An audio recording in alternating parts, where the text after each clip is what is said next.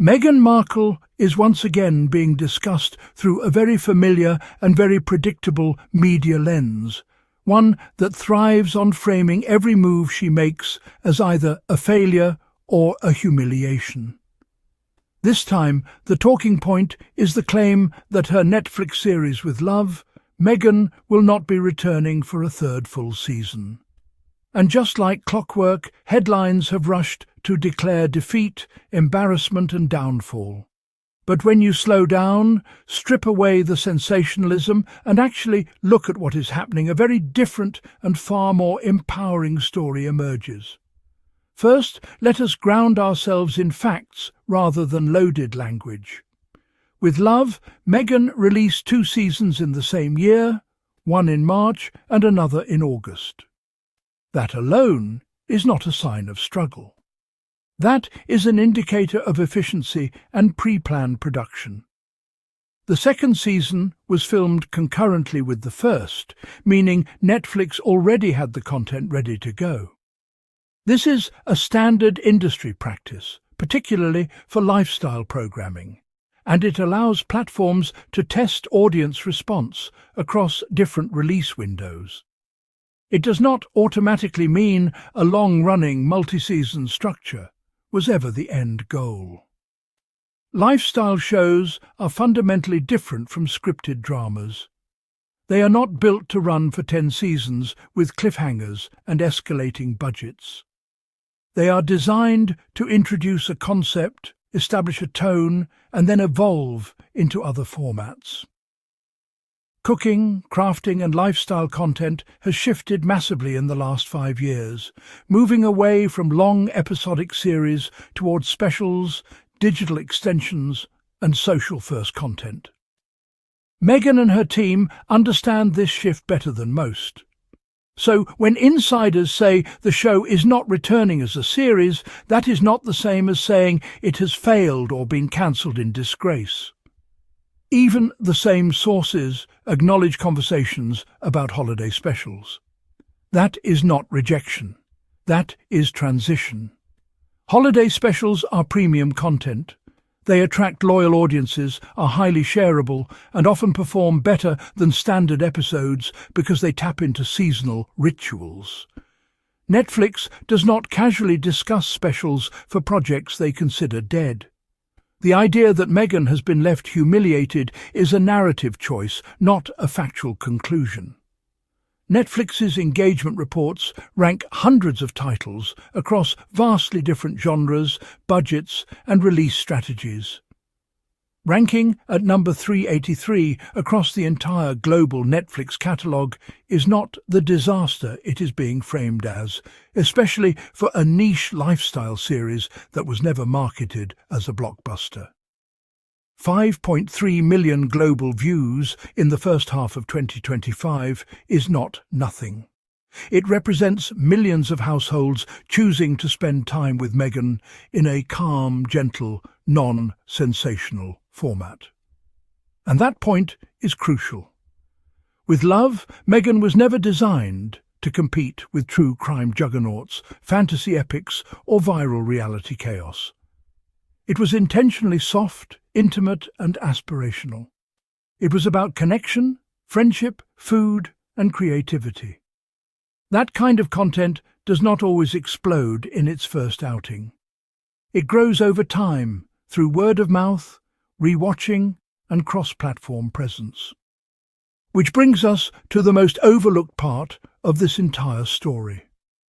Another source has already confirmed that people will see similar cooking and crafting content on Meghan's socials, but in more bite-sized formats. That is not retreat. That is evolution. Meghan is building a brand ecosystem, not clinging to a single television format. Short-form content performs extraordinarily well. It travels faster, reaches younger audiences, and drives direct engagement. It also aligns perfectly with her lifestyle brand strategy, allowing her to integrate storytelling, products, and personal values without being boxed into rigid episode structures.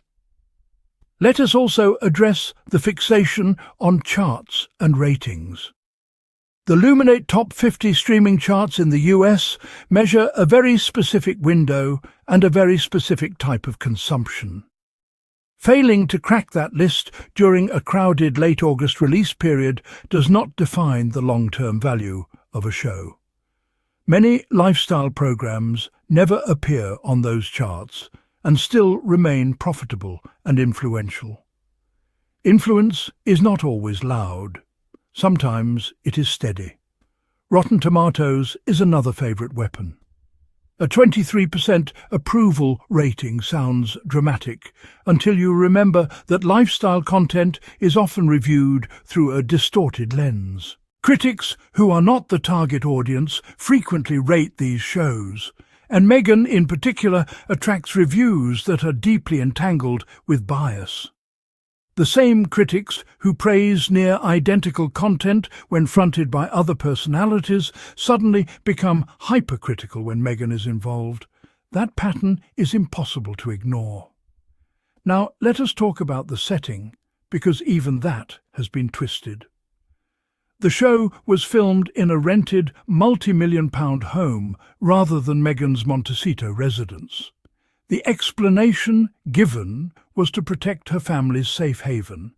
That is not suspicious. That is responsible. Meghan and Harry have been relentlessly targeted, photographed, followed and threatened. Choosing not to turn their real home into a production set is a boundary. It is also a message. Their children's privacy is not negotiable, no matter how much the public feels entitled to access. And this is where the wider context matters. Meghan and Harry are not desperate content creators scrambling for relevance. They are strategically reshaping what post-royal life looks like. They are refusing to play by the old rules that demand constant exposure, relentless output, and performative gratitude. Meghan does not need a third season of the same show to validate her success. She is building something broader and more sustainable. Netflix's relationship with the Sussexes has always been multi-layered. It includes documentaries, scripted development, lifestyle content, and specials. Not every project needs to be renewed indefinitely to be considered successful. Sometimes the purpose of a show is to establish tone, introduce an audience, and open doors for future formats. With Love, Meghan did exactly that. There is also something deeply telling about how quickly the narrative jumped to humiliation. Meghan is not allowed pauses. She is not allowed pivots. She is not allowed to experiment without being declared finished. Yet, when other creators quietly shift strategies, it is called innovation. When Meghan does it, it is framed as failure. That double standard is the real story.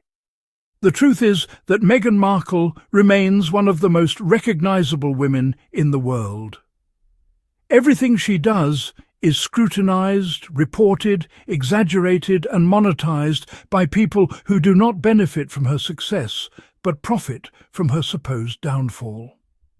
And yet she continues to move forward on her own terms. She continues to choose softness in a culture that rewards cruelty. She continues to build a life that prioritizes family, creativity, and intention. A third full season of With Love, Meghan may not happen, and that is perfectly fine. The legacy of the show is not confined to episode counts or chart positions. Its legacy is in the way it reintroduced Meghan to the public, not as a headline, not as a controversy, but as a woman sharing space with friends, cooking, crafting and creating moments of calm. That matters. And let us not forget Prince Harry in this equation. Harry has consistently supported Meghan's ventures while pursuing his own work around mental health, veterans and media accountability. They are operating as a team, not chasing individual validation. That unity is something critics cannot dismantle, no matter how many negative headlines they publish. So when you see words like humiliated and failed attached to this story, ask yourself who benefits from that framing. because it is certainly not based on a fair assessment of the facts. It is based on a desire to diminish a woman who refuses to shrink. Meghan Markle does not need permission to evolve. She does not need endless seasons to prove her worth. She is allowed to try, to shift, to grow, and to change direction. And every time she does, she reminds us that success is not always loud, linear, or easily charted.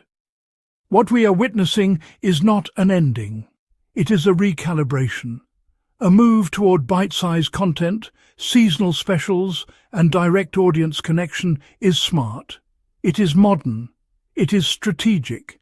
And it aligns perfectly with where media consumption is heading. So instead of mourning a third season that may never have been planned in the first place, perhaps we should be paying attention to what comes next. Because if there is one thing Meghan Markle has shown us time and time again, it is that she does not disappear. She transforms. And that, more than any chart ranking or approval score, is why Meghan and Harry continue to matter.